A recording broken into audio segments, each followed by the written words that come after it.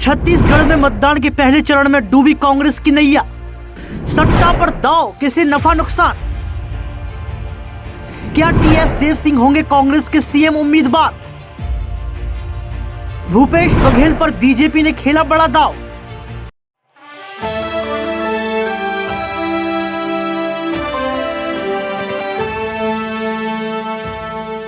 सट्टा से सत्ता का खेल खेलने वाले मुख्यमंत्री सीएम भूपेश बघेल के राज छत्तीसगढ़ में आज चुनाव है, पहला चरण है।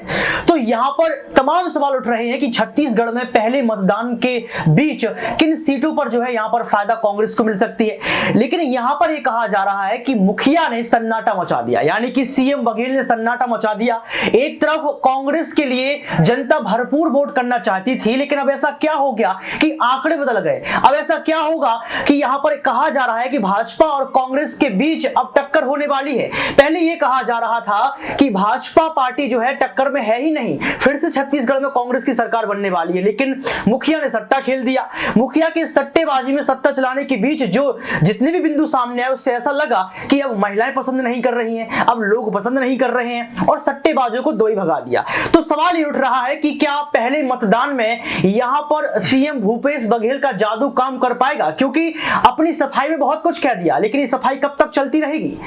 नमस्कार, आपके साथ मैं हूं ऋतिक सविता। स्वागत है आपका नेक्स्ट 9 न्यूज पॉलिटिकल बाइट के इस खास प्रोग्राम में बातचीत करने के लिए हमारे साथ मौजूद हैं अमन सर। आपका बहुत बहुत स्वागत है। इनसे तमाम सवाल जानेंगे और समझेंगे कि आखिर छत्तीसगढ़ का जो चुनाव होने वाला है उसकी जो है प्रतिक्रिया क्या रहेगी, क्या जनता का रुझान रहेगा, इन तमाम मुद्दों पर बात करेंगे। लेकिन कुर्सी की लालच में क्या सीएम भूपेश बघेल ने खुद को त्यागने की कोशिश करने के साथ साथ कुर्सी को भी त्याग दिया? क्योंकि अब सफाई लगातार दे रहे हैं, अपना बचाव कर रहे हैं। अमन सर, आप कैसे देखते हैं ऐसी कौन सी योजनाएं यहां पर जो है रही होंगी सीएम भूपेश बघेल की, जिनके आधार पर आज भी जो है इनको वोट मिलेगा? क्योंकि अब 508 करोड़ का जो है सट्टेबाजी का मामला सामने आ गया। लेकिन मैं योजनाओं के बारे में जानना चाहूंगा कि ऐसी कौन सी योजना उनकी जो है आपने देखी समझी कि जिनके आधार पर सट्टेबाजी में फंसे जाने के बावजूद भी उनको जनता वोट करेगी? देखिए, बिल्कुल पहली बात तो जिस तरह से आपने बहुत सारा इसका डिस्क्रिप्शन दिया और वाकई ऐसा लग रहा था एक समय जो आपने शुरुआत की कि जो बीजेपी है वो कहीं भी मैदान में नजर नहीं आ रही, क्योंकि यहाँ पर कांग्रेस पूरी तरह से सफाया करने के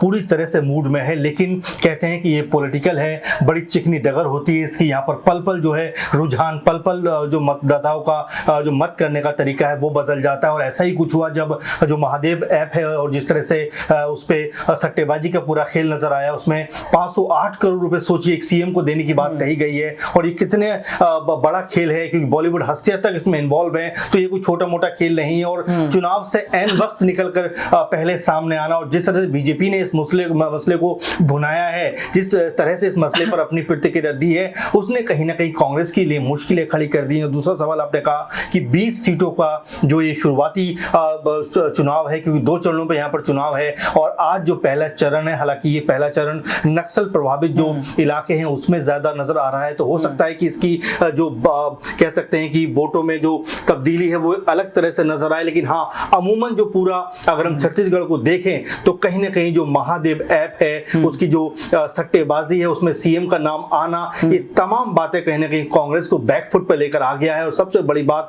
आपने योजनाओं की हालांकि कांग्रेस ने बहुत सारा ढिंढोरा पीटा कि उन्होंने ये किया, उन्होंने वो किया, लेकिन उससे पहले मैं योजना का जिक्र करना चाहूंगा। जिस तरह से पीएम मोदी ने चुनाव से एन वक्त पहले एक बड़ा दाव जो खेला कि आने वाले 5 साल तक जो गरीबी रेखा से नीचे यानी कि तकरीबन 80 करोड़ के आसपास जो लोग हैं उनको वो ऐसे ही जो कह सकते हैं कि बिना मूल्य का यानी कि फ्री राशन की जो व्यवस्था है वो करते रहेंगे। तो मुझे 2 चीजें लग रही हैं कि इन्होंने कहीं ना कहीं बीजेपी का पलड़ा भारी कर दिया है।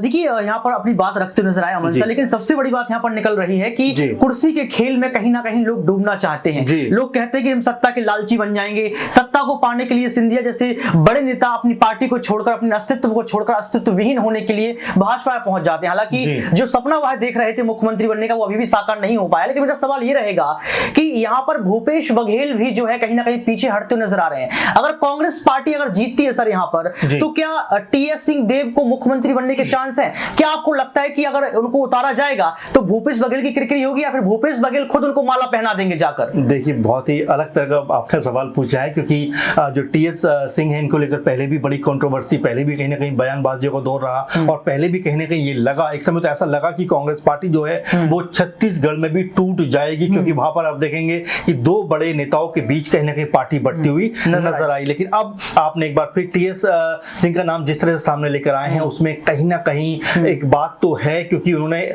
मुख्यमंत्री बनने की जो इच्छा है उसको छोड़ा नहीं है। उन्होंने कहा कि जो पार्टी ने मुझे दिया मैं उसको कबूल करता हूं, लेकिन मेरा जो ख्वाहिश है, मंशा है, वो सीएम बनने की है। और आपने महत्वपूर्ण सवाल उठा दिया कि क्या जो अगर कांग्रेस पार्टी सत्ता में सीटें लेकर आती है तो क्या ये कांग्रेस पार्टी अपना चेहरा मुख्यमंत्री का है वो बदल देगी, क्योंकि भूपेश बघेल पर आपने दो चीजों का इशारा किया। इसमें देख रहा हूं कि जिस तरह से 508 करोड़ का उनको जिस तरह से पैसे देने की बात हो रही है और ये पूरे घोटाले में उनका नाम जिस तरह प्रमुखता से सामने आ रहा है, वो वाकई एक राज्य के मुखिया के तौर पर तो कम से कम कांग्रेस पार्टी रिस्क नहीं लेना चाहिए, क्योंकि कांग्रेस पार्टी खुद ऐसे दौर से गुजर रही है जहां पर वो संभल कर अपने आप को ऊपर लाने का प्रयास कर रही है, क्योंकि बीजेपी ने बीते 10 साल के अंदर कांग्रेस को कहीं का भी नहीं छोड़ा है। तो अपने आप में बड़ा सवाल बन जाता है, क्योंकि आज इलेक्शन का पहला दिन है और पहले दौर का यहाँ पर हम देख रहे हैं कि चरण की जो इलेक्शन। सर, अभी आपने पहले दौर की चर्चा की, तो पहले दौर पे सवाल लेते हैं यहाँ पर कि पहले दौर का जो मतदान यहाँ पर चल रहा है,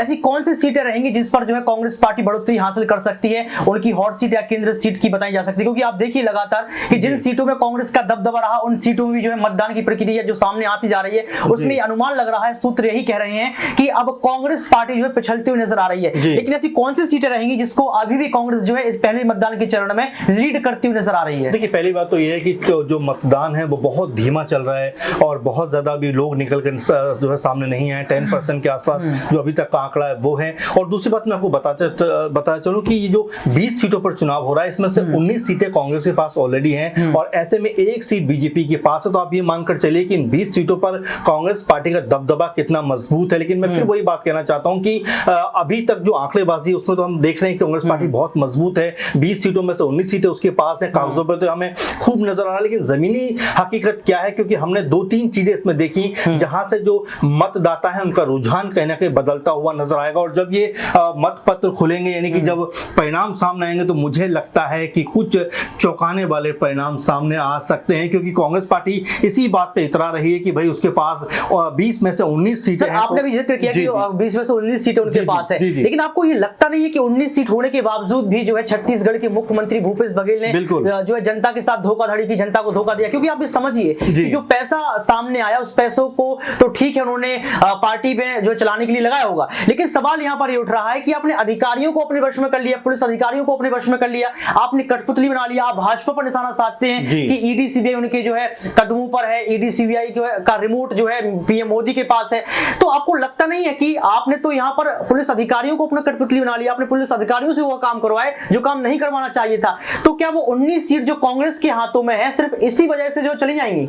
देखिए, बिल्कुल आपका सवाल कहने कहीं जायज भी है, क्योंकि जब आपके साथ में प्रशासन शासन सब कुछ होता है, उस समय अगर आप गलत गतिविधि में इन्वॉल्व होते हैं और सीएम होते हुए, जैसे हम लगातार दिल्ली में देख रहे हैं कि अरविंद केजरीवाल के वो सीएम है दिल्ली के, लगातार प्रेशर बढ़ रहा है, क्योंकि जो कई सारे मामले उनके ऊपर भी चल रहे हैं और ईडी लगातार जिस तरह का दबाव उनके ऊपर बढ़ रहा है। ऐसे में भूपेश बघेल की भी आपने जिक्र किया, जिस तरह सीएम है और उनके होते हुए इतना बड़ा घोटाला हो जाता है, उस घोटाले में भी और जो सट्टेबाजी का पूरा खेल है उसमें भी उनको पैसे देने की बात सामने आती है। तो ये कहीं ना कहीं बताता है कि जो सत्ता के सर्वोच्च पद पर बैठे हुए हैं, अगर वही उसकी गरिमा को कहीं ना कहीं तार करेंगे तो उनको खामियाजा जरूर भुगतना पड़ेगा। और जनता देखिए, आज की डेट में जनता वैसी नहीं है जिसको उतना पता नहीं होता था। आज कम्युनिकेशन इतना फास्ट है कि आपके पास, आप देखिए जाए गांव में भी आजकल एंड्रॉइड फोन और तमाम इंटरनेट की सुविधाएं मौजूद हैं और लोग भी देखते पढ़ते हैं, सुनते हैं, उसके बाद ही कोई फैसला करते हैं। तो मुझे भी ऐसा लगता है कि हो सकता है कि बीजेपी यहाँ पर एक बड़ा दाव मारती है। अंतिम सवाल मेरा आपसे रहेगा कि एक तरफ सट्टा पर सत्ता, तो दूसरी तरफ देश के प्रधानमंत्री का फेस। क्योंकि आप ये समझिए कि जब हम